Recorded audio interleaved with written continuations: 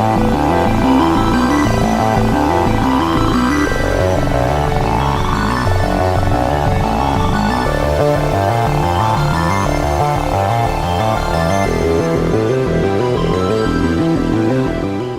taas kõikidele vaatajatele, Kristjan Küme taas kord siin.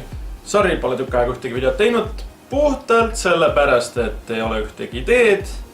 Kuigi mul oli puhkus, mul oli aega. Aga ma ei teinud ühtegi, sest ühtegi normaalset ideed ei tulnud. Tänases videos ma mõtlesin, ma lähen välja, teen natukene magnet fishing ut. Aga kuna ilm on natukene kehv ja jätkuvalt sajab ja ei tundu, et see vist nii pea üle läheb, siis otsustasin tänases videos rääkida hoopis millestki muust. Ja ilmselt suurem osa vaatajatest on teadlik, mis asjad on artikkel 11 ja 13. Põhimõtteliselt on need kaks artiklit, mis Euroopa Liit nüüd vastu võttis. Jah, tänaseks päevaks on need juba vastu võetud. Põhimõtteliselt keeravad kogu interneti lihtsalt perse. Euroopa Liit on suutnud vastu võtta sellised seadused, mis põhimõtteliselt suure tõenäosusega tulevikus, lähiajal võib-olla kaotavad ära Facebooki, YouTube'i, Twitteri, Snapchati ja kõik Tumblri ja kõik need ülejäänud sotsiaalmeedia saidid, mis on praegu suhteliselt populaarsed. Puhtalt sellepärast, mitte lihtsalt sellepärast, et artikkel 11 ja 13 põhimõtteliselt keelaksid midagi üles panna. Nad otseselt ei keela üles midagi laadida, aga nad panevad põhimõtteliselt platvormide omanikud olukorda, kus platvormi omanikud, ehk siis näiteks kas Facebook või YouTube, vastutavad selle eest, mida inimesed üles panevad. Ja kui satub mingi autoriõigustega materjal üles, siis mitte ma ei tea, näiteks video või pildi looja, see, kes siis teeb ja üles laeb, ei ole otseselt vastutav, vaid vastutav on platvorm, kuhu see üles laeti, mis paneb platvormidele suhteliselt päris ränga koorma peale. Neil on paar varianti. Kas nad keelavad täielikult üleslaadimise Euroopa Liidus ära ja põhimõtteliselt keeravad kogu interneti lihtsalt pea peale, ei võimalda sinna põhimõtteliselt enam midagi üles laadida, mitte midagi ei saa ka põhimõtteliselt jagada enam. Või siis on teine võimalus, nad loovad hästi palju filtreid, mis siis üritavad kõik autoriõigustega kaitstud sisu ära filtreerida. Aga nagu me teame, siis autoriõiguste filtrid ei tööta kõige paremini. Näiteks ma olen päris palju videosid vaadanud autoriõiguste kohta ja selle kohta, kuidas filtrid ei tööta korralikult. Et põhimõtteliselt keegi oli filminud midagi ja siis oli aplaus tulnud ja siis oli tulnud, et autoriõiguste rikkumise teade ja ta oli plaksutamise koha pealt võetud.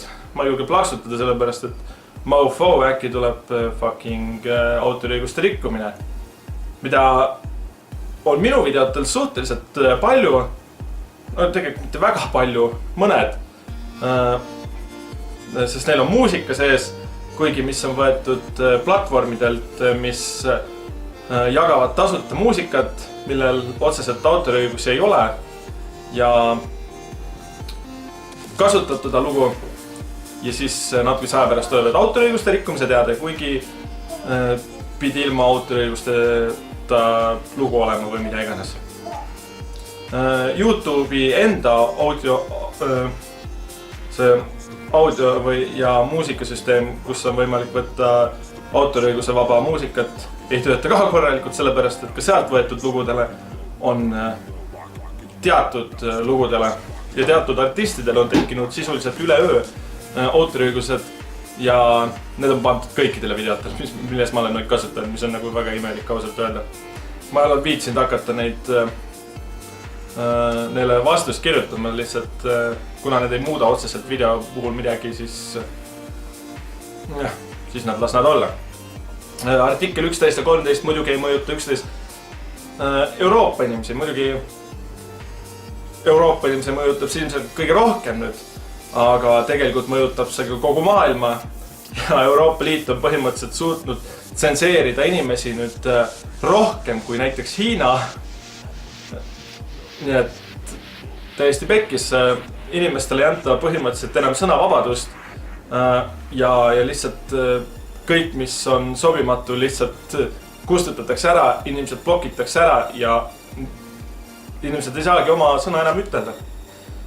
Tulles tagasi nende autoriõiguste filtrite juurde, siis paljud kohad, näiteks YouTube ja Facebook on põhimõtteliselt öelnud, et nemad ei suuda tagada seda, et autoriõiguste filtrid töötavad 100% õigesti ja kogu aeg ja ei flagi ära videosid, millel on autoriõigused olemas ja mis justkui võib olla, aga millel tuleb strike. Et noh, ja sellepärast on paljud sotsiaalmeedia portaalid välja ka öelnud, et nad ennem keelavad täielikult üleslaadimise, kui nad hakkavad neid filtreid rakendama. Sest nad ei suuda lihtsalt kontrollida, sest nii palju materjali laetakse kogu aeg üles, et nad ei suuda kontrollida seda mahtu, mis lihtsalt üles pannakse ja tegeleda kõikide nende juhtumitega, et kas on nüüd päris õige autoriõiguste rikkumine või siis tegelikult ei ole ja siis käi kohtus ja mölla ja põhimõtteliselt kohtud ei tegelegi lihtsalt päevast päeva tegelevad ka ainult sellega, et mingi video flagiti ära, tal on tegelikult autoriõigus ja siis pead tõestama, et on autoriõigus ja siis see võtab tohutult kaua aega ja tohutult palju raha. Põhimõtteliselt autoriõigused on suurte korporatsioonide või noh, see artikkel 11 ja 13 on põhimõtteliselt selleks, et suurtele korporatsioonidele veel rohkem raha sisse tuua ja keelata ära näiteks igasugused responsid teistele videotele ja näiteks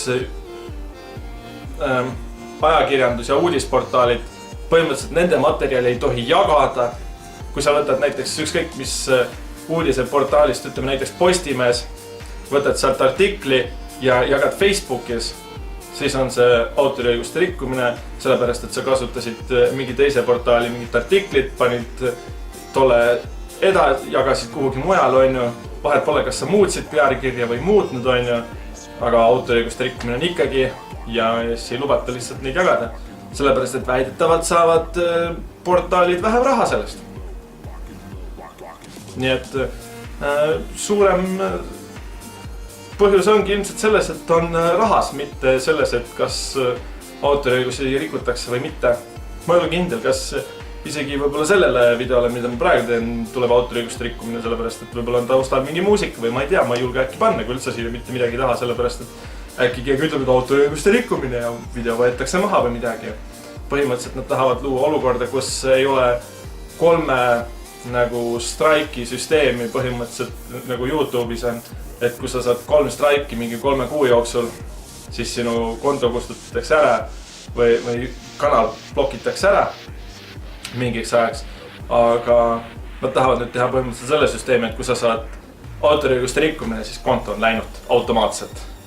Ja noh, see on nagu ausalt väga ebaõiglane kogu kõikide inimeste suhtes, nii loojate kui ka vaatajate suhtes, sest päris paljud inimesed, kes tegelikult näiteks YouTube'i ja Facebooki, põhimõtteliselt YouTube'i contenti vaatavad, need, kes vaatavad ainult, kes ise otseselt midagi ei loo YouTube'i jaoks, ka need kannatavad lihtsalt sellepärast, et EU tahab olla lihtsalt nii fucking kindel oma asjades, et nad lihtsalt tsenseerivad kõik ära, et sa ei tohi seda öelda, sa ei tohi toda teha, sa ei tohi seda üles panna, sa ei tohi jagada, sa ei tohi mitte midagi teha.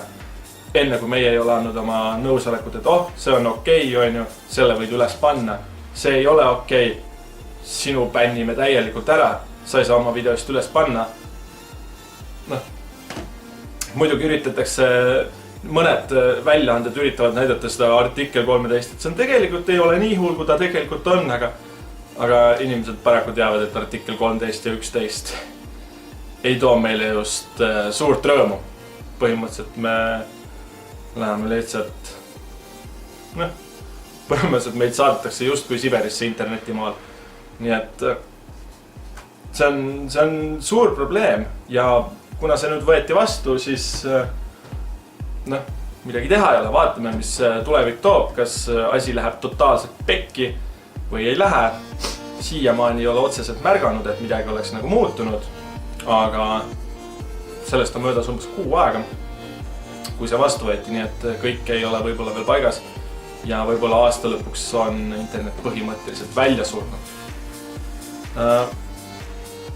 Mida veel? Kuna Europarlamendi valimised on, siis kõikidel, kes lähevad nüüd valima ja kellele meeldivad igasugused Facebookid ja YouTube ja kõik sellised kohad, siis soovitan vaadata, kes hääletasid artikkel 11 ja 13 poolt ja valimistel nende mongolite poolt mitte hääletada. Sest kui te tahate jätkuvalt YouTube'i kasutada, siis te nende väridate poolt ei hääleta. Sest lihtsalt, come on, lubate lihtsalt sõnavabadust piirata ja lihtsalt inimestel mitte oma meelt avaldada ja mida kõike veel. Ma arvan, et Eesti omadest võib-olla hääletasid kõik artiklite vastu, aga mine sa tea, ma ei ole täpselt vaadanud, kes poolt ja kes vastu hääletasid ja kes olid erapooletud, aga neid, kes oli poolt, oli natuke rohkem kui neid, kes oli vastu.